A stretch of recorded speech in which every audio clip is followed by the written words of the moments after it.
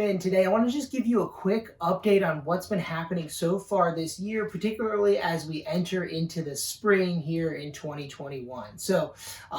As if you've been paying attention at all to the market, you probably know that so far this year, from all the way from the end of 2020 till now, we've seen a very heavy seller's market. There's been very low inventory, and it's been a very strong market for those selling their homes. It's been a competitive market for those buying properties. And most economists are predicting that it will remain a steady seller's market throughout most of 2021.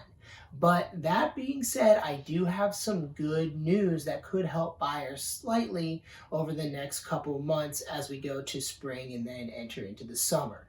The first part of this news is it is predicted that lenders are going to take a slight rate increase in the second quarter of this year. So we're not talking about anything drastic, but we're talking about going from maybe the 2s and 3s to the high 3s and 4s for interest rates on primary residences. So that does impact payments slightly, but what it also will do is it should reduce the amount of buyer competition that we have in the marketplace today. So those who are serious about buying a property are not going to drop out, but there may be some who are just testing the waters and drop out of their home buying search because of an increase in interest rates.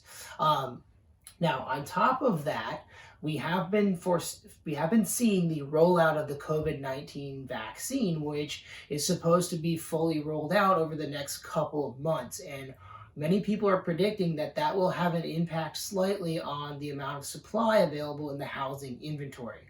The reason for that is safety reasons. Many people have been withholding putting their property on the market over the last year, all the way up through the beginning of 2021, because they just don't need to and they don't feel comfortable doing so.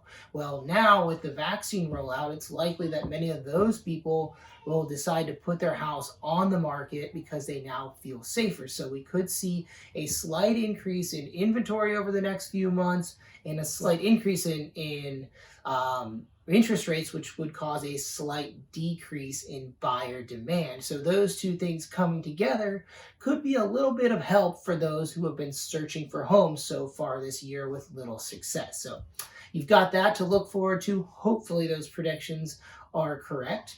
Some of the other factors that we've noticed all along throughout this last year to year and a half has been that consumers have remained confident in the housing market all throughout. So unlike the 2008, 2009 crash, many people are predicting that consumer confidence will remain strong as long as the economy remains strong.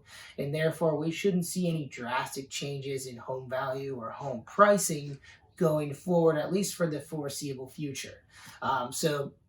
For those looking for properties, that is a great sign, to be able to obtain a property and hopefully continue to grow and appreciate value in that property. For those selling, keep in mind what I said early on in the video, which was that expect a heavy seller's market to be maintained throughout. Of course, that's, changes for everybody's individual property, everybody's individual neighborhood, area, condo complex, etc. But that is what we're going to hopefully see throughout the marketplace. So there's your quick March update, and we'll see you on the next one.